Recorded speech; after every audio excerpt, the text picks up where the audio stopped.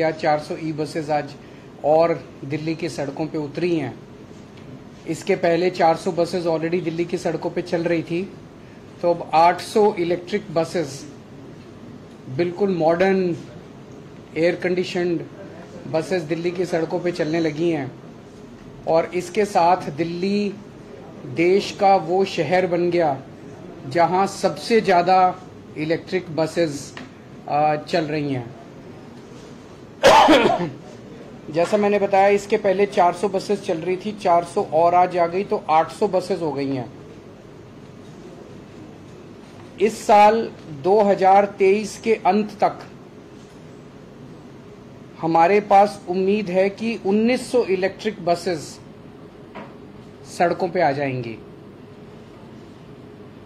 800 buses के साथ दिल्ली देश का सब शहर हो गया सबसे ज्यादा बसों वाला, और 1900 बसेस आने के बाद दुनिया के चुनिंदा शहरों में, मैं ये नहीं कहूँगा कि दुनिया के में सबसे ज्यादा होंगी, पर दुनिया के उन चुनिंदा शहरों में दिल्ली का नाम आएगा जहाँ पे काफ़ी इलेक्ट्रिक बसेस चलती हैं। और 1900 बसेस आने के बाद हर साल हम 1.07 lakh tons of carbon dioxide बचा पाएंगे। जैसा मैं पहले कई बार बोल चुका हूं कि 2025 तक का हमारा लक्ष्य है। दिसंबर 2025 तक टोटल दिल्ली की सड़कों पे 10,480 बसें होंगी, जिसमें से 80% बसेस 8,280 बसेस इलेक्ट्रिक बसेस होंगे। ये एक बहुत एम्बिशियस टारगेट है और ये किसी भी क्रांति से कम नहीं है कि आज हम 2023 में बैठे हैं। लगभग 2.25 साल के बाद हमारे पास 8,280 इलेक्ट्रिक बसेस होंगी, और जो कि 80% ऑफ द फ्लीट जो है वो, जबकि अभी 800 बसें हैं, 800 से 8,000 10 टाइम्स बसें हम 2.5 साल के अंदर 2.25 साल में ले जाएंगे। ये बसें जीरो पोल्यूशन करती हैं। एक सिंगल चार्ज पे 225 किलोमीटर चलती है बस। सो एक बार अगर चार्ज हो जाए तो लगभग पूरा दिन उसका काम चल जाता है। सारी बसेस एयर कंडीशनड हैं और इसमें डिफरेंटली एबल्ड लोग जो हैं उनके लिए रैंप है, और अगर ज़रूरत पड़े तो पूरी की पूरी बस भी नील कर जाती है किसी भी डिफरेंटली एबल्ड आदमी को ऊपर चढ़ाने के लिए।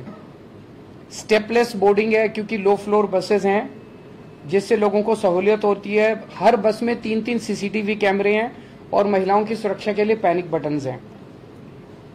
कंट्रोल रूम के साथ हर बस का 2 वे कम्युनिकेशन है, और हर बस में जीपीएस यूनिट है उसकी लाइव ट्रैकिंग करने के लिए बस की, और डिस्क ब्रेक्स हैं, fire detection and suppression system है। आज की डेट में टोटल अभी बसें आई हैं, लेकिन कई बसेस जो हैं वो अपनी उनकी लाइफ पूरी हो गई थी, वो रिटायर भी हो गई हैं। आज की डेट में टोटल 7,135 बसें बची हैं दिल्ली में, जिसमें से 800 ई बसेस हैं और 6,335 जो हैं वो सीएनजी की बसेस हैं। इसके थोड़े से फाइनेंशियल्स के बारे में बता देता हूं, काफी कंफ्यूजन चल रहा था। 921 बसें हमें केंद्र सरकार की 921 बसों पे सब्सिडी मिल रही है। हर बस पे 45 लाख रुपए की लगभग हमें सब्सिडी मिलेगी, और 921 बसों पे मिला के 417 करोड़ रुपए की सब्सिडी मिलेगी। हर बस की लाइफ जो है वो 12 साल है, तो टोटल खर्चा 921 बसों पे टोटल खर्चा 4,091 करोड़, लगभग 4100 करोड़ का खर्चा आएगा, जिसमें से 417 करोड़ रुपए केंद्र सरकार से मिलेंगे। 10% केंद्र सरकार से मिलेंगे, बाकी 90% जो है वो दिल्ली सरकार खर्च करेगी। तो 8,200 बसों का जो हमारा टारगेट है, उसमें से 900 ये और 300 बसें पहले, 1,200 बसें हमें केंद्र सरकार की सब्सिडी से मिलेगी, और बाकी सारी बसेस हम अपने पैसे से लाएंगे। हमारी तो केंद्र सरकार से गुजारिश है कि जैसे इन 1,200 बसों पे सब्सिडी दे रहे हो, बाकियों पे भी सब्सिडी अगर दें तो अच्छा रहेगा। हम उनका शुक्रिया अदा करते हैं कि इन बसों पे भी दे रहे हैं, औरों पे भी देंगे, हम उम्मीद करते हैं। केवल बसें खरीदने से काम नहीं चलेगा, इसके लिए पूरा इंफ्रास्ट्रक्चर तैयार करना पड़ता है, क्योंकि अलग किस्म के बस डिपो बनते हैं जहाँ पे रिचार्जिंग होती है।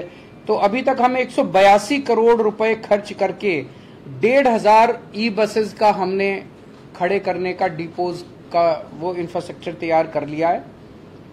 ये जो आज 400 ई बसेस आई हैं ये टाटा मोटर्स की हैं और ये मायापुरी, नेहरू प्लेस, रोहिणी 1, रोहिणी 2 और बंदा बहादुर मार्ग डिपो से चलेंगी। इसके अलावा 3,980 बसेस जिनमें 0 सब्सिडी है उसका भी ऑलरेडी कॉन्ट्रैक्ट अवार्ड हो चुका है और वो भी जल्दी आना चालू हो जाएंगी। तो एक तरह से दिल्ली के अंदर इलेक्ट्रिक बसेस में कन्वर्जन की एक तरह से क्रांतिकारी कदम उठाए जा रहे हैं और 2 साल के अंदर हम दुनिया के नक्शे पे होंगे जहां सबसे ज्यादा बसें दिल्ली के अंदर होंगी। अगर इस पे आपके कोई प्रश्न है तो सर आपने कहा कि अभी केंद्र सरकार ने 10% हो जाए, बीजेपी का कहना है कि ज्यादातर केंद्र सरकार दे रही है और आप लोग किसका श्रेय ले पा रहे हैं? सारा श्रेय उन्हीं को और सारी मेहनत हमारी, सारा, मैं तो हमेशा ही कहता हूँ सारा श्रेय उन्हीं का। सर एक और इम्पोर्टेंट सवाल है, इंडिया और भारत को लेकर कहा जा रहा है कि जो स्पेशल सेशन है उसमें प्रस्ताव लाया जाएगा, इंडिया का नाम बदलकर भारत किया जाएगा और कुछ निमंत्रण भी राष्ट्रपति की तरफ से उसमें पूरे मामले को सर आप कैसे देख रहे हैं, क्योंकि तरह तरह की चर्चा हो रही है सेशन में रिपब्लिक ऑफ इंडिया की जगह भारत देखा। देखिए मेरे को पास कोई आधिकारिक सूचना नहीं है इस बारे में कि ऐसा वो करने जा रहे हैं, लेकिन जैसा आप लोग बता रहे हैं ऐसी उड़ती उड़ती हवा सुनी है। ऐसा क्यों किया जा रहा है, ऐसा कहा जा रहा है, इसलिए किया जा रहा है क्योंकि इंडिया नाम का कई सारी पार्टियों का एक अलायंस बना है जिसका नाम इंडिया है। तो अगर किसी पार्टियों का अलायंस इंडिया बन जाता है तो वो देश का नाम बदल देंगे। देश तो 140 करोड़ लोगों का है, किसी एक पार्टी का देश थोड़ी है। कल मान लीजिए इस इंडिया अलायंस ने अपना नाम बदल के भारत रख लिया तो फिर भारत भी बदल देंगे। फिर क्या भारत का नाम बीजेपी रखेंगे या भारत का नाम फिर क्या रखेंगे? मान लो इंडिया अलायंस ने कल एक मीटिंग करके अपना नाम इंडिया से बदल के भारत रख लिया तो क्या ये फिर भारत का नाम भारत बदल देंगे? ये क्या मजाक है?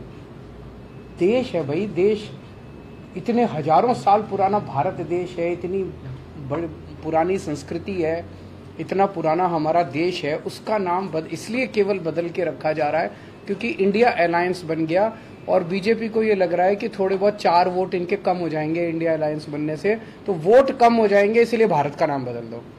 ये तो देश के साथ गद्दारी है। मतलब पार्लियामेंट पैनिक बटन मतलब दब चुका है। ऐसा लगता है कि जो असर पैदा हुआ है, देखिए इंडिया अलायंस का के लिए जो इनका रिस्पॉन्स है उससे लगता है कि बहुत ज्यादा बौखलाए हुए हैं, बहुत ज्यादा बौखलाए हुए हैं। जिस दिन इंडिया अलायंस आया था उस दिन उन्होंने एक शगुफा छोड़ दिया, 1 नेशन 1 इलेक्शन करेंगे, डाइवर्ट करने के लिए टेंशन। 1 नेशन 1 इलेक्शन कैसे कर सकते हैं?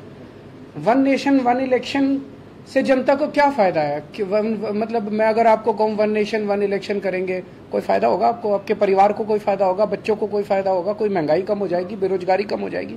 1 नेशन 1 इलेक्शन का 1 नेशन 1 इलेक्शन का बस एक ही फायदा है।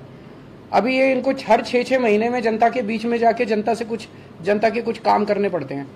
फिर ये 5 साल में एक बार शक्ल दिखाएंगे, 5 साल पूरी दुनिया घूमेंगे, फिर 5 साल में एक बार शक्ल दिखाने आएंगे। मैं चैलेंज करता हूं अगर 1 नेशन 1 इलेक्शन हो गया तो अगले चुनाव के पहले 5,000 रुपए का सिलेंडर मिलेगा और अगली बार फिर ये 5,000 सिलेंडर करके और कहेंगे 200 रुपए कम कर दिए सिलेंडर के। तो ये बेसिकली काम नहीं करना चाहते, 5 साल काम नहीं करना चाहते, 5 साल मटर गश्ती करेंगे और फिर 5 साल में एक बार आके और फिर कहेंगे कि अब कृषि भूमि के रेट जो बढ़ा के सबसे रेट भेजे गए थे, उसमें एलजी साहब ने कुछ क्वेरीज लगा के भेजी हैं, जो भी उनकी क्वेरीज हैं हम उनका जवाब दे देंगे। सर बसेस का मुद्दे पे चूंकि हम बात कर रहे थे, एक बहुत महत्वाकांक्षी योजना है मोहल्ला बसेस की, जिसके ऊपर काफी काम चल रहा था, लेकिन अभी जो ये तो पहले उसको हटाए जाने की वजह से जो आपकी योजनाओं पे असर पड़ा है उसमें वो भी शामिल है। तो मैं आज ही इनसे बात कर रहा था, मुझे लगता है हफ्ते 10 दिन के अंदर इसको लॉन्च करेंगे, हम बहुत जल्दी लॉन्च करने जा रहे हैं। सर एक बहस सनातन को लेकर भी जुड़ी हुई है जिस पर ये कहा जा रहा है कि इंडिया दल के जो लोग हैं वो चुप्पी साध रहे हैं, बीजेपी आरोप लगा रही है, इस पर आपका? मुझे ये मैं भी सनातन धर्म से हूँ, ये भी सनातन धर्म से, आप लोग भी, आप में से भी कई लोग सनातन धर्म के होंगे। मुझे लगता है हमें एक दूसरे के धर्म की इज्जत करनी चाहिए। एक दूसरे के धर्म के खिलाफ बोलना अच्छी बात नहीं है, गलत बात है। एक दूसरे के, सबको एक दूसरे के धर्म की इज्जत करनी चाहिए।